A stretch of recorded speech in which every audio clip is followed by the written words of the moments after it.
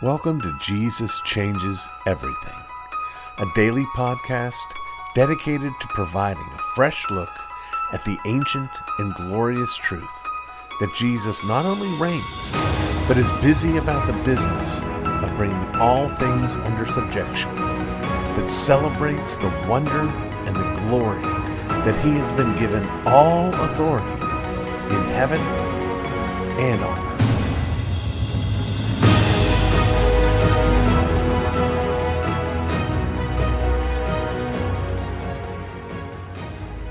Last week during our ism segment, we covered incrementalism, which as an ism could cover a broad range of specific issues. What is it you're trying to change are the issues. The strategy of incrementalism is that whatever it is you're trying to change, you try to change piece by piece. Well, today I'd like to speak with you about abolitionism.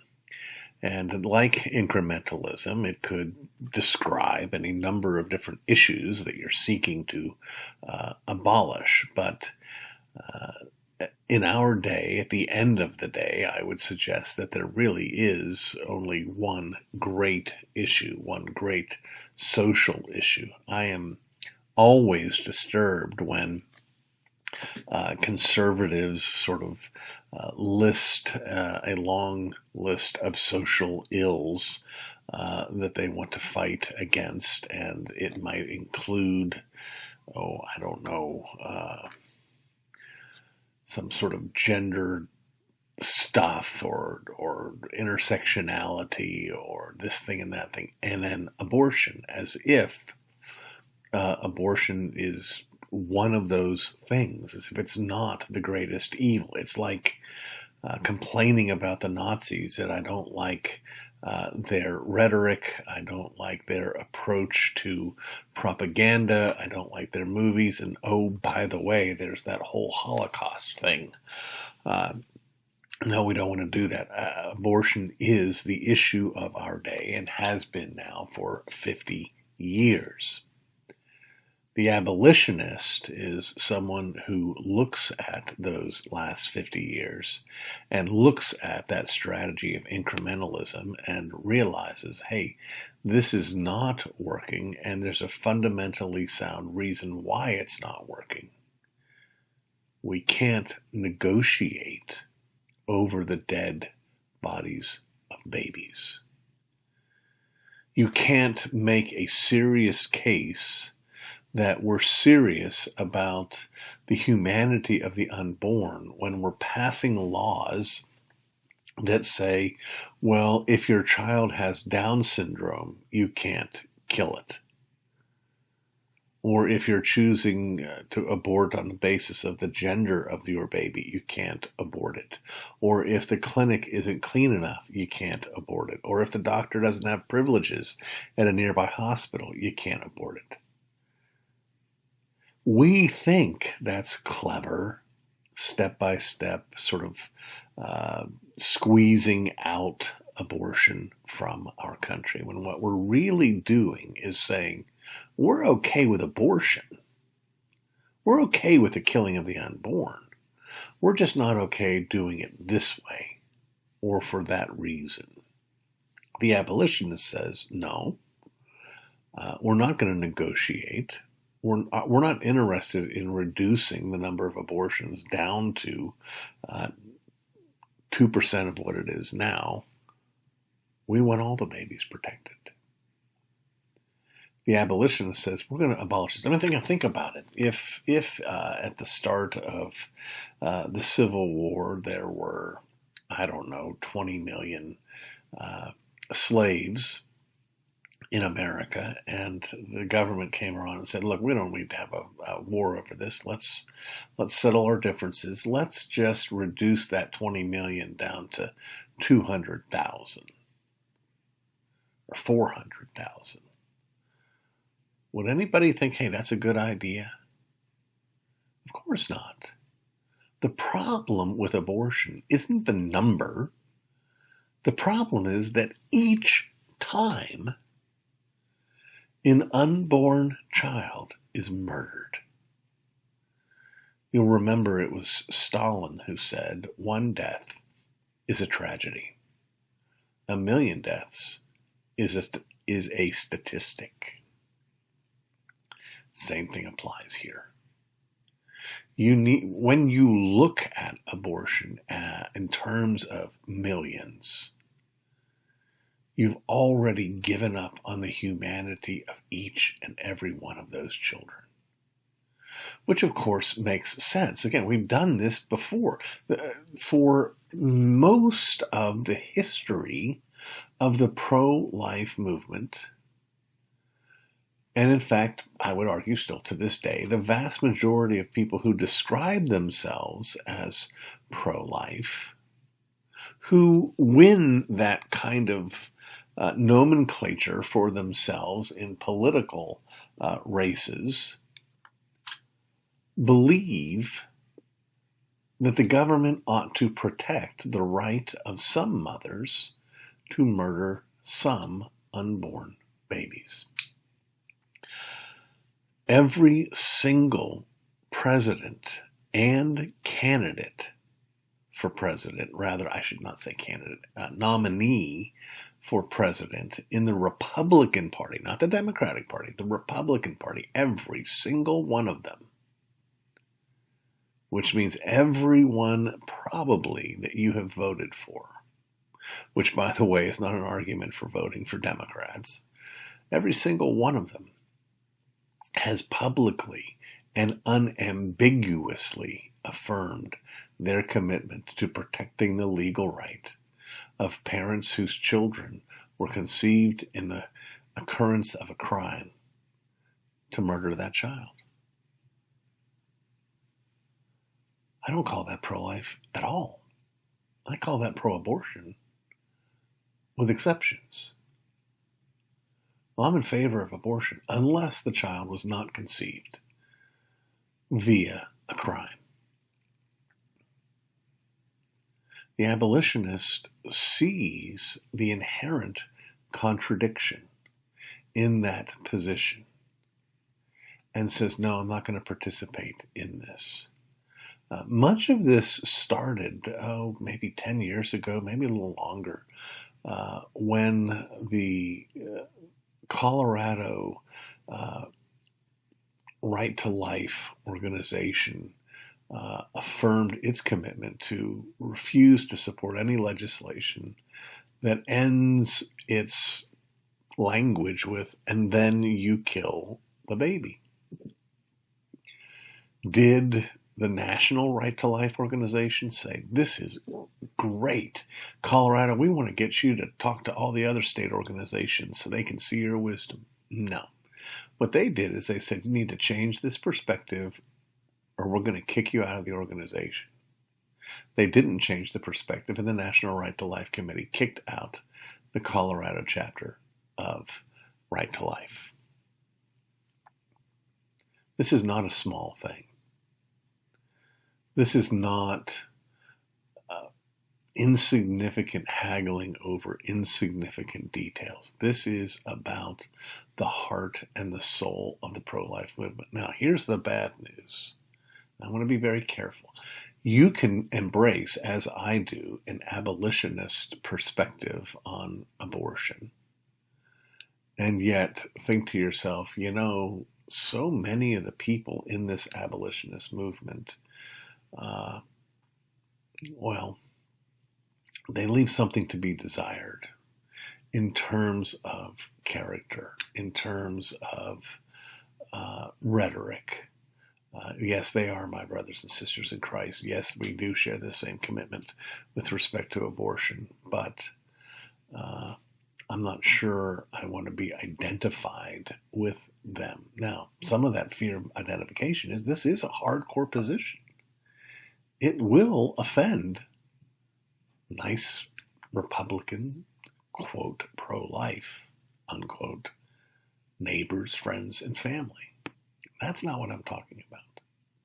There are other issues there in this movement as it expanded well beyond the state of Colorado and now is pretty much common across the country. But the position, again, is the only coherent position there is. It says we will not support any legislation that leaves room for the murder of the unborn. We're not interested in regulating it. We want to outlaw it. I want you to think about that. And I want you to think about your own perspective, how you look at this issue. And I want you to, it's an opportunity for you to take some time to sort of examine your own heart. Are you willing to take a position that is not only unpopular with people on the other side of the political aisle, but that's unpopular with people on your side of the political aisle? Are you willing to go out on a limb in order to be consistent and coherent, and I would argue in submission to the Word of God? God decides what our obligation is, and God is the one who knits together everyone in every womb. And it is a violation of His holy law to intentionally go into that womb in order to take that life. The fact that this is considered radical and extreme tells us how radical and extreme the world has become. How radically and extremely the church has lost its saltiness.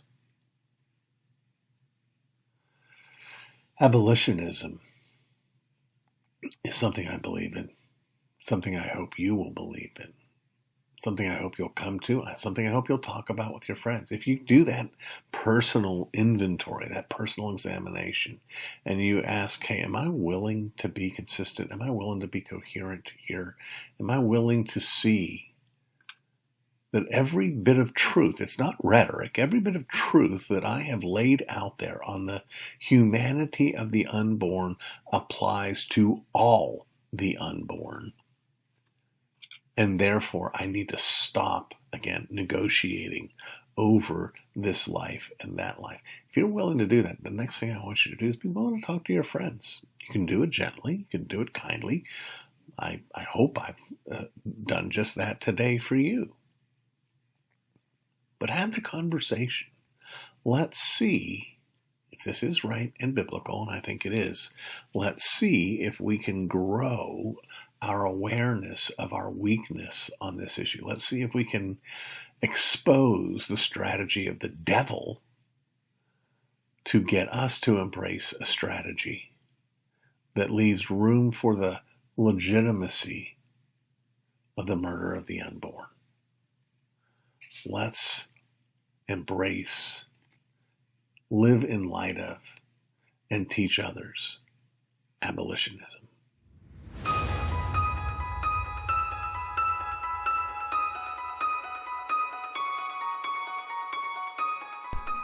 My father used to always say, when you have a cannon, fire it. Well, that is my hope and my intention with Jesus Changes Everything, the podcast. That when I have a guest, a source of wisdom and insight that is a blessing to me and that I believe is a blessing to you, I'm going to keep going back to it. That's one of the reasons why we have continued to bring the Life in a Blender segment to you, because I'm delighted to share this microphone with my better half, my precious wife, Lisa. But you know, if half Lisa makes for a better segment than all me, then wouldn't a segment of all Lisa be better still? And that's what I am now happy to introduce. From time to time, we'll have on the Jesus Changes Everything podcast a segment that we call the Purpose-Driven Wife. My precious wife has been writing some blog pieces over the last year or so at her website and on a Facebook page, both of which have that title, The Purpose-Driven Wife. And again, I'm eager to share that wisdom with you. So I hope you will enjoy and look forward to the first and future segments of The Purpose-Driven Wife. Elizabeth Elliot understood well, the secret is Christ in me, not me in a different set of circumstances. Hospitality is a call to courageous living in our postmodern world. Our culture needs courageous Christ followers living out the gospel, engaging others, and loving those outside of Him. There is never a perfect time to open our doors, invite strangers around our table, and into our ever-evolving lives. Can we risk adding to our private lives a more public revolving door? Yes, we can. Love involves risk. We teach our children to love selflessly. We demonstrate it daily as we minister the gospel to our own family. Break bread and share our lives. Our mission field starts in our own homes around our own tables. Why would the Bible be so serious about hospitality? There is a spectacular distance, a gaping maw between God's story and our stories. There is, however, a connection as well. The incarnation itself is a costly sacrifice, followed by the greater sacrifice of the cross. He is serious about our calling to hospitality because such reflects the very glory of His character and grace. Hospitality is a spiritual gift that we're to offer one another without grumbling about inconvenience. It is mentioned in several verses forewarning believers that at the end of all things are near, so we are to be alert and sober-minded and to love each other deeply. Time is short. Use your time to minister to the heart of equipping others, equipping them through Jesus. This is a simple theology and practice. Hospitality is the gateway to loving others deeply, saying, I care. Your life matters. Your home has a signpost along the way to the throne of Jesus Christ. People need Jesus. They need to know they are loved and accepted, welcomed enough to inconvenience your life. Open your home. Invite neighbors and those willing to come. Swing the door open wide with graciousness and friendship. Honoring God at His word, it may mean personal inconvenience to our daily living. Did you hear that? Are you at that place where hospitality is great to read about, but difficult to intentionally practice? Hospitality is sacrificial, but its rewards are eternal. God changed our lives, and we seek to demonstrate such as we willingly share with others. Obedience changes lives. Are you willing to be used by God? Are you willing to take risks? Fasting, breaking bread, building relationships, ultimately leading to breaking yokes and setting captives free. Do you remember where God intervened, confronted, warned, and redirected the Israelites through Isaiah? Isaiah confronted belligerent Israelites who forgot God, just like us, who chased after their flesh, just like us. Israelites doing as they pleased, exploiting, quarreling, fist-fighting, some hangry, misled folks following their flesh, just like us. Hospitality is a form of fasting. Isaiah 58:7 tells us, is it not to share your food with the hungry and to provide the poor wanderer with shelter? When you see the naked, to clothe them, and not to turn away from your own flesh and blood. Convenience is never our goal. Being remade into the image of Christ and being used to bless others ought to be. You've been listening to the Jesus Changes Everything podcast, a production of Dunamis Fellowship, the teaching outreach of Dr. R.C. Sproul Jr. If you've enjoyed this podcast, we encourage you to subscribe, which you can do at all the usual outlets, to tell your friends, and to spread the word. To learn more about the work of Dunamis Fellowship, please visit rcsproulJR.com. And join us next time on Jesus Changes Everything.